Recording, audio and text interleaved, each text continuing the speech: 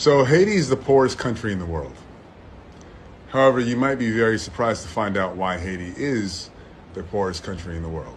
Haiti was one of the richest places on the planet in the 1700s.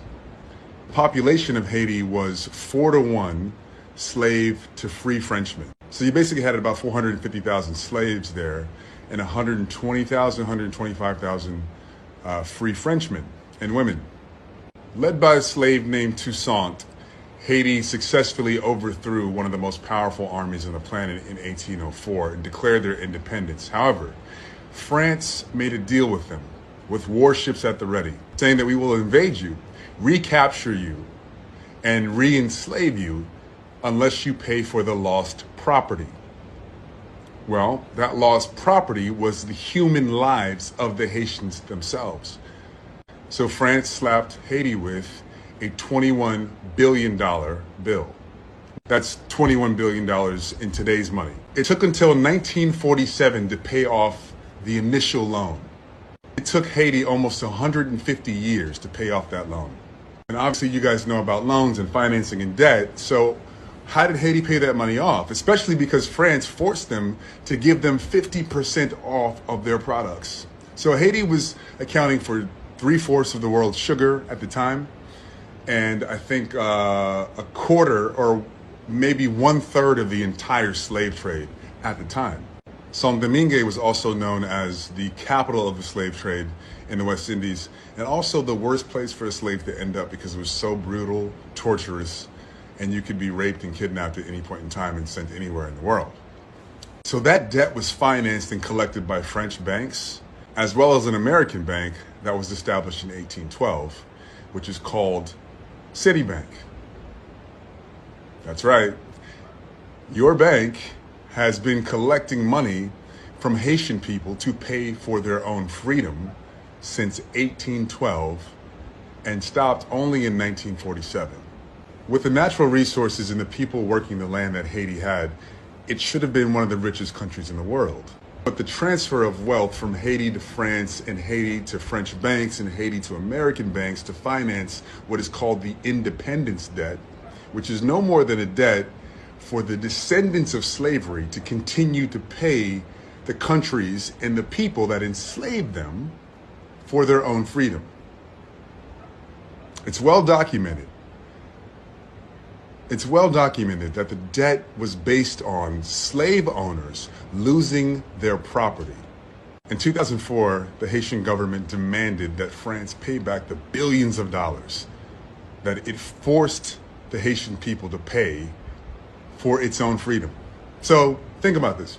It's like France had their warships ready, just basically gangstered their way into Haiti's pockets. After Haiti beat the French military in 1804, by 1825, France had warships at the ready, off the coast of Haiti, looking at the island like, nice island you got there. Be a real shame if something happened to it. Okay? So basically France is like, nice island you got there. Nice freedom you've gained there. Be ashamed if something happened to it. Wow. That's the most gangster, ridiculous, disgraceful shit I've ever heard in my life. In 2004, the Haitian government demanded that France pay back the billions of dollars it paid to protect its own borders and to be a sovereign nation. Can you imagine if you had to pay somebody so that they wouldn't attack you? If you had to pay somebody so that they wouldn't enslave you? If you had to pay somebody because your great-grandparents had been kidnapped and held hostage, and the price that you had to pay for a free life was billions of dollars to the people who did it.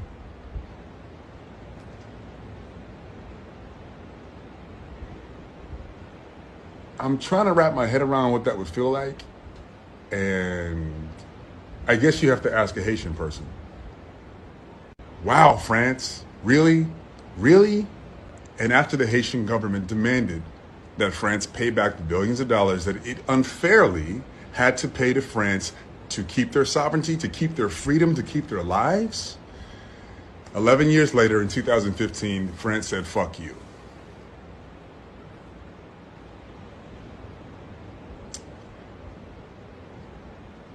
Really, France? Wow, that's not going to age well. So if you've ever wondered why Haiti's so poor,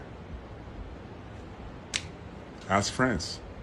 This is the most egregious and famous independence debt that the Caribbean has had to pay to its former enslavers. But it's not the only one. Just imagine where this world would be if black people didn't have to pay back the children of the enslavers. Now, I really want you to think about that for a second. Where would this world be if the descendants of slaves didn't have to pay back the descendants of the slave owners? The descendants of slaves had to pay back a debt to the people who enslaved them and their children and their children and their descendants. Where would we be if that ridiculous shit never happened? Where would Haiti be right now if France gave them back the $21 billion that they gave them for their lives and their freedom? People refer to reparations as if it's not owed, as if it's a controversial stance. However, nobody said shit when Haiti had to pay $21 billion just to keep their lives. So somehow it's controversial that the descendants of the people who were held hostage and kidnapped want to be paid for their troubles, want to be paid for the injustices done to their ancestors, and how those injustices play out and manifest in our lives today. There needs to be repair of that. However, that's a controversial issue, but it's not a controversial issue for some reason that the Haitian people and several other islands in the Caribbean had to pay back the slave owners and the slave owners' descendants for loss of property.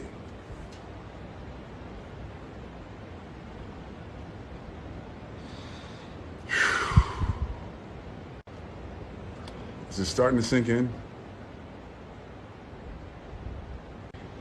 I don't know what the answer is, but if you're French, I highly recommend that you reach out to your government and tell them to give Haiti their money back.